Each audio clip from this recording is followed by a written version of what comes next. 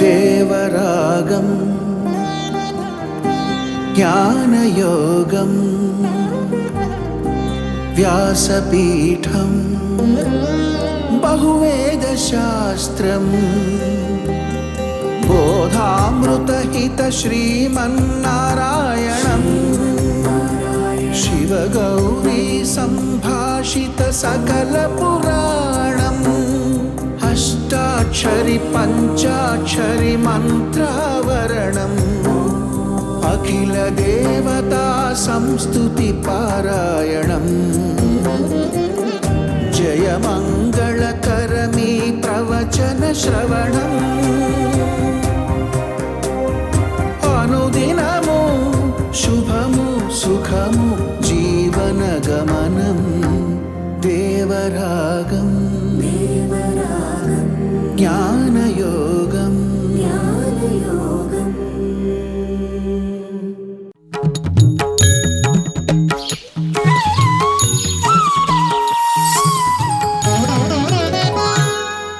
ఆపదామపహర్తారం దాతారం సర్వసంపదాం లోకాభిరామం శ్రీరామం భూయో భూయో నమామ్యహం.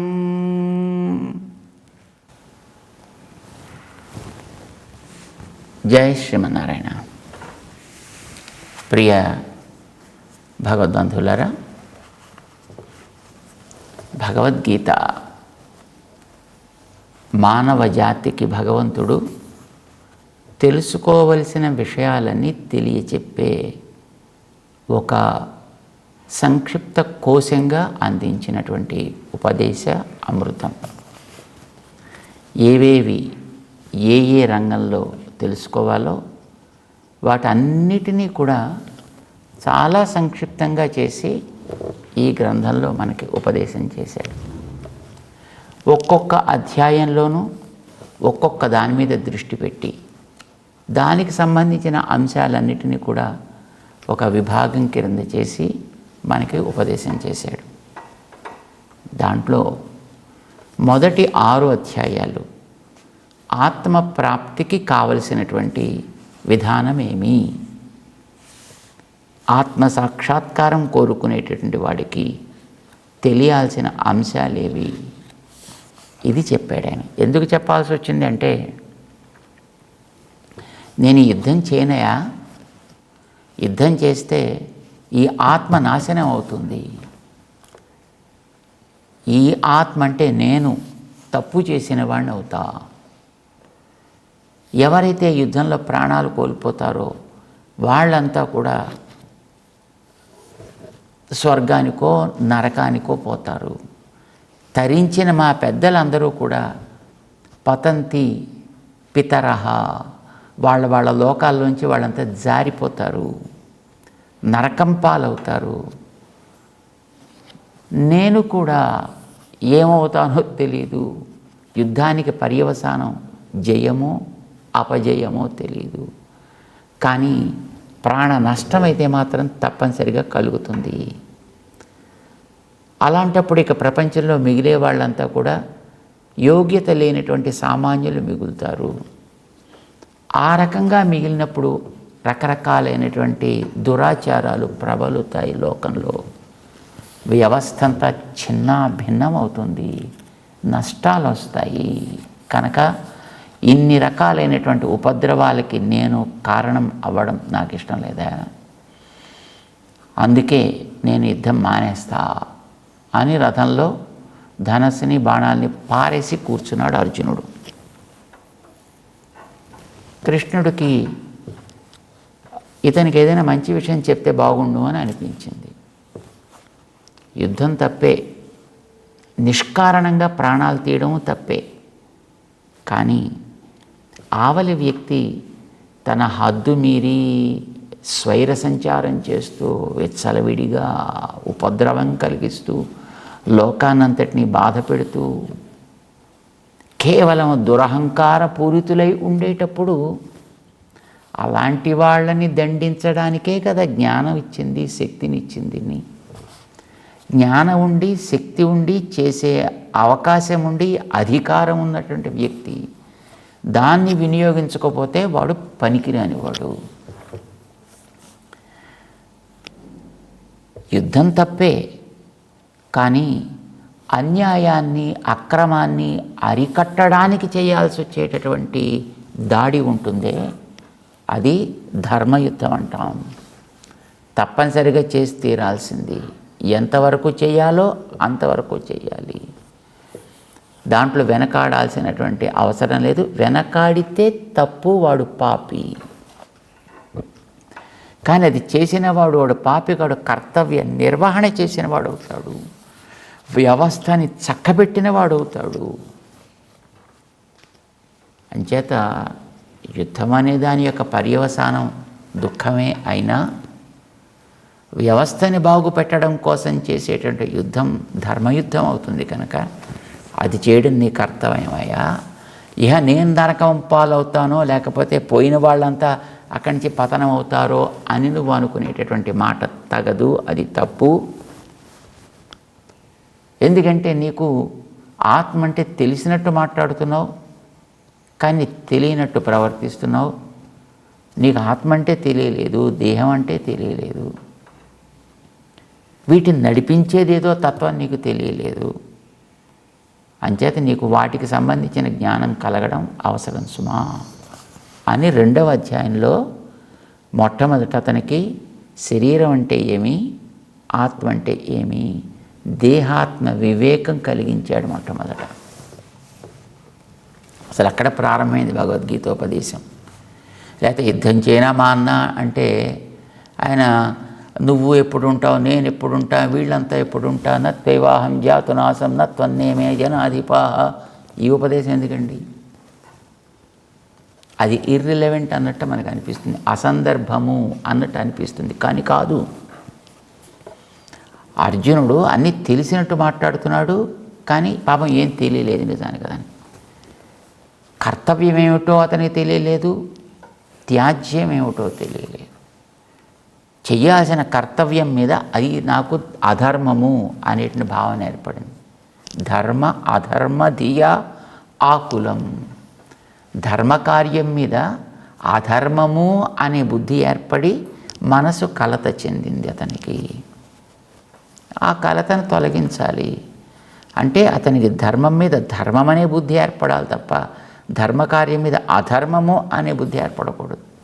ధర్మకార్యం అన్యాయాన్ని అరికట్టడం, యుద్ధం చేయడం, అవతలి వాడిని వాడి హద్దులో ఉంచడానికి చేత కాకపోతే తొలగించడం, ఇది తను చేయాల్సిన కర్తవ్యం. కానీ అది తప్పు అని అనిపిస్తోంది. దేహబంధుత్వాన్ని చూస్తున్నాడు, అయ్యో వాడు నాకు తాతలు, మేనమామలు, నా సోదరులు ఇలా అంటున్నాడు ఆయన. అంటే ఏది తెలియాలో అది తెలియలేదు, ఏది అవసరం లేదో అది వచ్చి మనస్సంతా ఆక్రమించు కూర్చుంది. అందుచేత ఇట్లాగా ఈ ధర్మాధర్మ ధియ ఆకులుడైనటువంటి అర్జునుడి కోసమని ప్రారంభించాడు ఆయన. మొట్టమొదట ఆత్మ అంటే ఏమిటో తెలుసుకో, శరీరం అంటే ఏమిటో తెలుసుకో, ఇవి రెండు చెప్పాడు. శరీరంలోకి వచ్చినటువంటి ఆత్మకి చేయాల్సినటువంటి కర్తవ్యం ఏమిటి, ఆ కర్తవ్యాన్ని నిర్వహించడానికి తెలియాల్సినటువంటి తెలివి ఏమిటి, జ్ఞానం ఏమిటి. అంచేత వ్యవసాయాత్మిక బుద్ధి ఉండాలా, అవ్యవసాయివి కావాలా. నిశ్చయంగా నీ కర్తవ్యాన్ని తెలియాలి, ఇతరమైనటువంటి వాటిని పక్కకు పెట్టాలి. చేసేటటువంటి కర్మ ఎందుకు చేయాల్సి వస్తుంది అంటే అసలు ఈ ప్రపంచపు చక్రం అంతా దానివల్ల తయారైందయ్యా అని చెప్పాడు 3వ అధ్యాయంలో. అలాంటి దాంట్లో సంచరించేటప్పుడు నీకు చేసేటటువంటి పని ఎందుకు చేస్తున్నా అని స్పష్టంగా తెలియాలి. తెలివి చాలా ప్రధానం సుమా. 4వ అధ్యాయం చెప్పాడు, జ్ఞాన యోగం చెప్పాడు ఆయన. అది తెలిసిన తర్వాత మరి పని చేస్తుంటే అది కాస్త నాకు బంధకం అవుతుంది కదా అనిపించింది అతనికి. అంటే చేసే పనిని ఎక్కడ ఎలా వదిలి చేయాలో చెప్పాల్సి వచ్చింది అతనికి. పని చెయ్యాలి, కానీ కర్తవ్యాన్ని ఎక్కడ వదలాలి, ఎలా వదలాలి చెప్పాల్సి వచ్చింది. కర్మ సన్యాస యోగమైంది 5వ అధ్యాయం చెప్పాడు.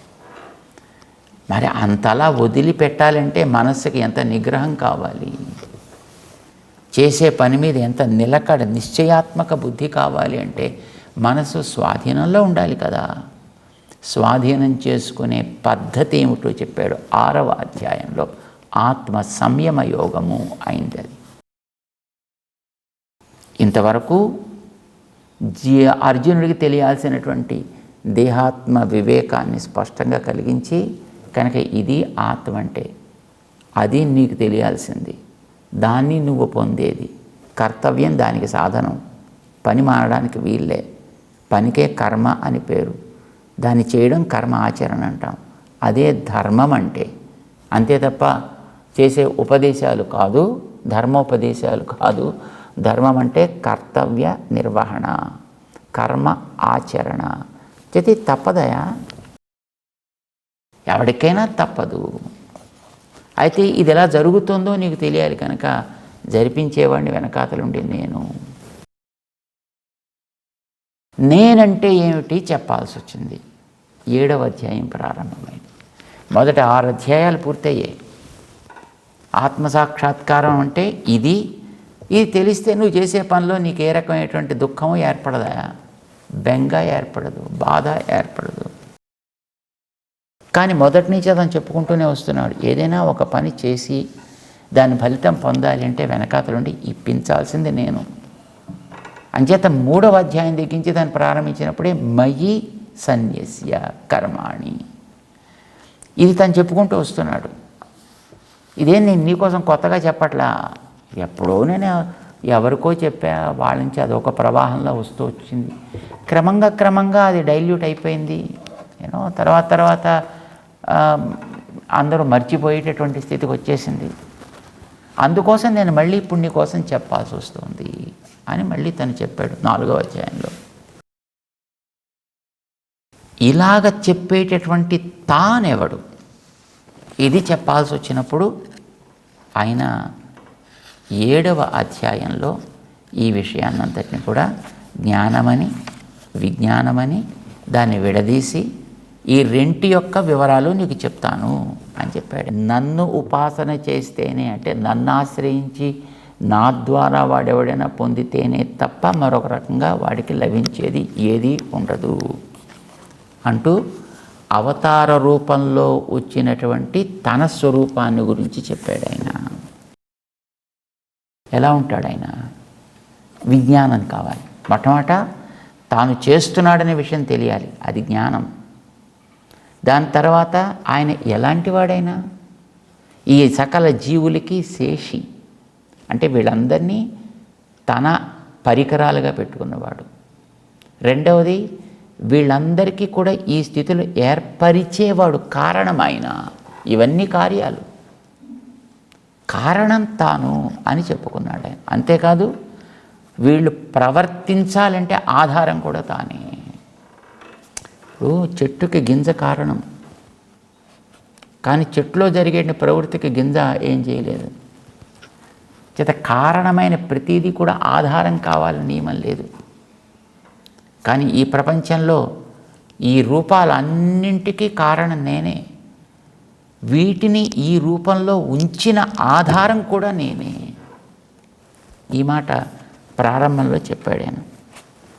అంతేకాదు వీటన్నిటినీ శరీరంగా కలిగిన వాడిని నేను. ఇవన్నీ నాకు ప్రకారములు, నేను వాటికి ప్రకారిని. అంటే ఇవి ఎప్పుడు నన్ను వదిలిపెట్టి ఉండవు, నేను లేకుండా ఇవి ప్రవర్తించలేవు. ఇది స్పష్టం చేశాడు ఆయన. అంటే అర్థం ఏమిటి? వీటన్నిటినీ నేను ఎలా కావాలంటే అట్లా నియమించగలనాయా అంటూ తనకుండే నియమన సామర్థ్యాన్ని చెప్పాడు. ఎందుకు నియమిస్తాడు అట్లాగైనా అంటే తనకి మంచి స్వభావం ఉంది కనుక, అదో ఉపకారం చేద్దాం అనేటటువంటి ప్రవృత్తి ఉంది కనుక, సమస్త కళ్యాణ గుణాత్మకుడు కనుక ఈ పని నేను చేస్తున్నాను అని తన గురించి తను చెప్పుకున్నాడు ఆయన. కానీ ఈ విషయం మనకెందుకు తెలియట్లేదు అంటే తెలియకపోవడానికి కారణం ఉంది. సత్వరజస్ తమస్సులు అనేటటువంటి ప్రకృతి మనకి శరీరంగా ఏర్పడింది. ఇది ఒక ప్రవాహంలో సాగుతోంది. అవిద్య, కర్మ, వాసన, రుచి, దానివల్ల ప్రవృత్తి, మళ్ళీ జన్మ, మళ్ళీ అవిద్య, కర్మ, వాసన, రుచి. ఇది మళ్ళీ ఒక చక్రంలాగా, ఇది ఒక ప్రవాహంలాగా సాగుతూ రావడం చేత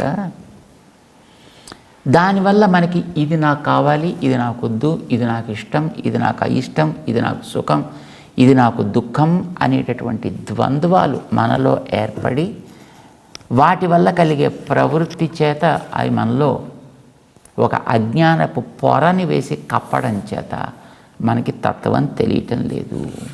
అలా మనం ఇక్కడ ఉన్నాము. ఎవరైతే ఆయన్ని తెలుసుకుని చేసేటటువంటి ప్రతి పని వాని సేవగా మలచి చేయాలి అని అనుకుంటాడో అలాంటి వాడికి ఈ పొర క్రమంగా పొగమంచు సూర్యోదయం అవుతూ ఉంటే క్రమంగా విడి ఉన్న వస్తువు లేక స్వరూపం ఎట్లా సాక్షాత్కరిస్తుందో అట్లాగా వీడిలో ఏర్పడి ఉండేటటువంటి ఈ అజ్ఞానపు పొర, మోహపు పొర క్రమంగా తగ్గుతుంది. అయితే ఆ తగ్గిన తర్వాత వీడికి వెనకాతలు ఉండేవేవో కొన్ని ఉంటాయి కదా, వాసనలు ఏర్పడ్డవి. వీటి వల్ల వీడికి వస్తువులు ఎందుకు కోరిక కలుగుతుంది. సంపదల మీద కోరిక కలగచ్చు, కొత్త సంపదల మీద కోరిక కలగచ్చు, ఆత్మ మీద కోరిక కలగచ్చు, ఏదో ఒక దాని మీద కోరిక కలుగుతుంది. దేని ఎందుకు కోరిక కలిగినా అదేం తప్పేం కాదయ్యా. కానీ వెనకాతలు ఇచ్చేవాడిని నేను అనేది అప్పుడు వీడు తెలుసుకోగలిగితే అప్పుడు వాడు సుకృతి అవుతాడు. లేదు అది తెలుసుకోకుండా ఇటు పడితే వాడు దుష్కృతి అవుతాడు. అలా సుకృతి అయ్యి నన్నే ఆశ్రయించి వాడు కోరుకునేది సంపదలైనా నేనిస్తా, కొత్త సంపదలైనా నేనిస్తా, పాత సంపదలైనా నేనిస్తా. అంటే ఒకనాడు ఉండి పోయినవైనా నేను మళ్ళీ వాడికి లభించేట్టు చేస్తా. లేదు కొత్తగా ఏదో నాకు కావాలి అని వాడు కోరుకున్నా అది కూడా వాడికి లభించేటట్టు చేస్తా. అలా లభించడానికి వీలయ్యేట్టుగా వాడెప్పుడు కూడా నాతో చేరి నన్ను ఆశ్రయిస్తూ వాడు ఉంటాడు. అప్పుడు వాడు సుకృతి అవుతాడు. అయితే ఈ సుకృతి అయిన వాళ్ళల్లో కూడా 3 రకాలని చెప్పాం కదా. సంపదలు కోరేవాడు, ఆత్మ కోరేవాడు, భగవంతుడు అంటే నన్నే కోరేవాడు. సరే మిగతా ఇద్దరు అలా పక్కన పెట్టి వాడు ఏదో సంపదలు కోరుతున్నాడు. సంపదలు ఇచ్చేదాకా నన్నే పట్టుకుంటాడు, ఇచ్చాక తర్వాత వాటిని అనుభవించడంలో మగ్నమై ఉంటాడు. చూడండి, ప్రవచనం దగ్గర కూర్చున్నటువంటి వ్యక్తులు ఆ ప్రవచనం ఉన్నంతసేపు ఉంటారు, తర్వాత ప్రసాదాలు పెట్టడం ప్రారంభించగానే ప్రసాదాలు వైపు పెడతారు కదా. అట్లాగా ఈ సంపదలు కోరుకున్న వాడికి ఆ సంపద లభించేంత వరకు నన్ను ఆశ్రయిస్తాడు. సంపద లభించిన తర్వాత ఇంకా వాటిని అనుభవించడంలో వాడు మునిగి ఉంటాడు. సుగ్రీవుడికి రాముడు రాజ్యాన్నిచ్చి హాయిగా అతనికి రాజ్య సుఖాలని అనుభవించవాయి అని చెబితే రాముడి వల్లే వచ్చింది మళ్ళీ కిష్కింధ రాజ్యం. వాలిని తొలగించాడు, సుగ్రీవుడికి రాజ్యం ఇచ్చాడు. ఇచ్చిన తర్వాత చాతుర్మాసం అయ్యేదాకా మేము ఇక్కడ మాల్యవాన్ పర్వతం మీద ఉంటామయా, సరే నువ్వు రాజ్యంలో ఉండు, మేము రాజ్యంలోకి రావడానికి అవకాశం లేదు కనుక సరే మేము ఇక్కడే ఉంటాం, సరే నువ్వు అక్కడ ఉండు, వానలు కూడా ఉన్నాయి కనుక ఇప్పుడు మేము సీతాన్వేషణ చేయలేం అని అంటే ఓ అలాగే అన్నాడు. శుభ్రంగా రాజ్యంలోకి వెళ్ళాడు. ఆ సుఖాలు అనుభవిస్తే ఇంక మిగతా అంతా మర్చిపోయాడు. అసలు రాముడు అనేవాడు ఒకడు కొండ మీద కూర్చున్నాడు అక్కడ. పాపం ఆయన తిన్నాడో తిరిగాడో పడ్డాడో లేదో, ఏం జ్వరం వచ్చిందో ఏం వచ్చిందో కనీసం ఒక ఎంక్వైరీ కూడా చేయలేదండి ఆయన. అంతలా వాటిలో మునిగిపోయి ఉండిపోయాడు. మళ్ళీ వాడిని కొంచెం అబ్బాయి జాగ్రత్త అని చెప్పాల్సినటువంటి సిచ్యువేషన్ వచ్చింది. కొంతమంది అట్లాగా ఐశ్వర్యాలు లభించగానే వాటిని అనుభవిస్తూ ఉంటారు. సరే ఆత్మకాముడైన వాడు ఇంకా వాడికి ఆత్మ అనేది వాడికి లభిస్తే ఇంక అసలు వాడికి ఇతర స్మరణే ఉండదు. నన్ను కూడా వాడు స్మరించాడు, వాడు అందులోనే మునిగిపోయి ఉండిపోతాడు.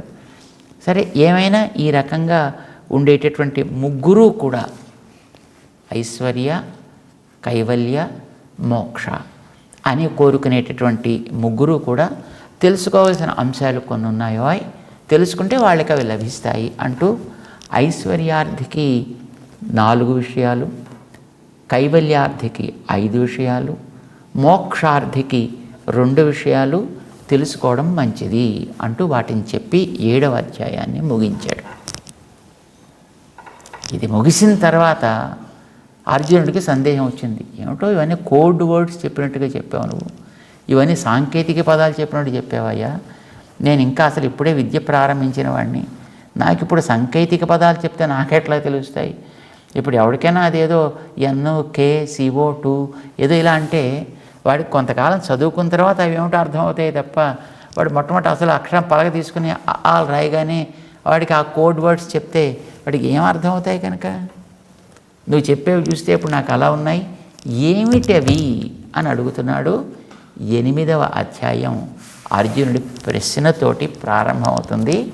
ఆ ప్రశ్న 2 శ్లోకాల్లో అడిగాడు ఆయన. ముందుగా మనం ఈవేళ 8వ అధ్యాయాన్ని ఆరంభం చేసుకుంటూ ఆ 2 శ్లోకాలని ఒకసారి అందాం.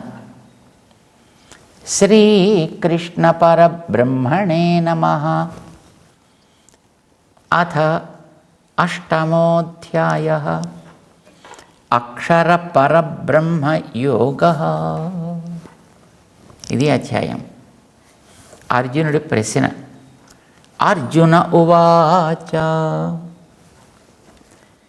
కిం తద్బ్రహ్మ కిమధ్యాత్మం కిం కర్మ పురుషోత్తమా అధిభూతంచ కిం ప్రోక్తం అధిదైవం కిముచ్యతే అధియజ్ఞః కథం కోత్ర దేహేస్మిన్ మధుసూదన ప్రయాణకాలే చ కథం జ్ఞేయోసి నియతాత్మభిః.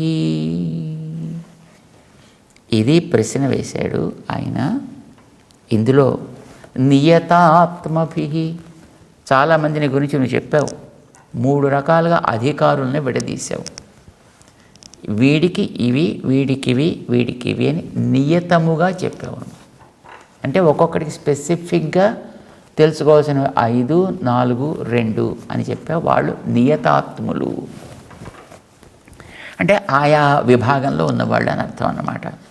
వాళ్ళకి తెలుసుకోవాల్సినవి అని నువ్వు చెప్పినటువంటి వాటిల్లో ఒకటి తద్బ్రహ్మ. ఏమిటది? కిం తద్బ్రహ్మ. తద్బ్రహ్మం అనగానేమి? కిమధ్యాత్మం. అధ్యాత్మం ఒకటి తెలుసుకోవాలన్నావు తద్బ్రహ్మతో పాటును. అది ఏమిటి? 3వది కిం కర్మ. అఖిలం కర్మ తెలుసుకోమని చెప్పావు నువ్వు. కిం కర్మ. హే పురుషోత్తమ కృష్ణ, సంపదలు కోరుకునేవాడికి 2 తెలుసుకోవాలన్నావు. అధిభూతం చ కిం ప్రోక్తం. ఏమిటి అధిభూతం అంటే? ఇంకొకటి చెప్పావు వాడికి. అధిదైవం కిముచ్యతే. ఏమిటి వాడు తెలుసుకోవాల్సిన? అవి 2. సరే, మొత్తం 3కి కలిపి కామన్గా తెలుసుకోవాల్సినట్టు చివరి 2 చెప్పావు. ఏమిటవి? అధియజ్ఞ. అధియజ్ఞమును నేను అన్నావు నువ్వు. అంటే అధియజ్ఞం అంటే ఎవడు? వాడు అధియజ్ఞముగా ఎందుకు అవుతాడు? ఇందులో మళ్ళీ 2 అవాంతర ప్రశ్న కూడా ఇంకొకటి ఉంది. అధియజ్ఞ కథం కహ. అధియజ్ఞం అనేది ఎవడు? వాడు ఎందుకు అధియజ్ఞం అవుతాడు? ఎప్పుడు? అత్ర దేహేస్మిన్. ఈ జన్మలో ఉండగా, ఈ దేహంలో ఉండగా అధియజ్ఞం అనేది ఎవడు, ఎందుకు, అదే నాకు చెప్పు. అంతేకాదు ప్రయాణకాలే చ కథం జ్ఞేయోసి. నువ్వేమన్నావు? ప్రయాణకాలే మాం, నన్నే తెలుసుకోవాలి అన్నావు. ప్రాణం పోయేవాడికి వాడికి అయ్యో కుయ్యో మొర్రో అనిపిస్తుంది తప్ప, లేదు కోమాలో పడుంటాడు తప్ప నిన్ను తెలుసుకోవాలంటున్నావు. అప్పుడు వాడికి నువ్వెలా జ్ఞాపకం వస్తావా? నిన్నెలా తెలుసుకోగలుగుతాడయ్యా? ఏమని తెలుసుకోవాలి? ఎలా తెలుసుకోవాలి? ప్రయాణకాలేచ కథం జ్ఞేయోసి. ఏ విధంగా నువ్వు తెలుసుకోబడతావు? నాకు ఈ విషయాలు అందులో కూడా అందరికీ అన్నీ నువ్వు చెప్పట్లా, కానీ 2 విషయాలు మాత్రం మొత్తం 3 కేటగిరీల వాళ్ళకి తెలుసుకోమంటున్నావు. మిగతా 2కి కొన్ని ఏవో చెప్పావు. సరే, నాకు వాటి గురించినటువంటి వివరం కొంచెం స్పష్టంగా చెబితే నేను తరిస్తానయ్యా అని ప్రశ్నతోటి ప్రారంభం చేశాడు 8వ అధ్యాయాన్ని అర్జునుడు. దానికి శ్రీకృష్ణుడు ముందర సంక్షిప్తంగా సమాధానం చెప్పి ఆ తర్వాత వాటిని క్రమంగా విస్తరించుకుంటూ పెడతాడు. ఇందులో 3 కేటగిరీస్ ఉంటాయి. అసలు మనకు సుకృతిలోనే 4 చెప్పాడు. 4ంటిని 3 విభాగాల కింద చేసేసాడు ఆయన. ఎందుకని సంపదలు పోయినవో కొత్తవో ఏవి కోరుకున్నా వాడు సంపదలు కోరుకునేవాడు కనుక అది ఒకటే కేటగిరీ అన్నాడు ఆయన. ఇలాగ 3 విభాగాల వాళ్ళకి 3 విధానాలు చెప్పడమే ఈ 8వ అధ్యాయపు సారం. దాన్ని క్రమంగా తెలుసుకునే ప్రయత్నం చేద్దాం. జై శ్రీమన్ నారాయణ.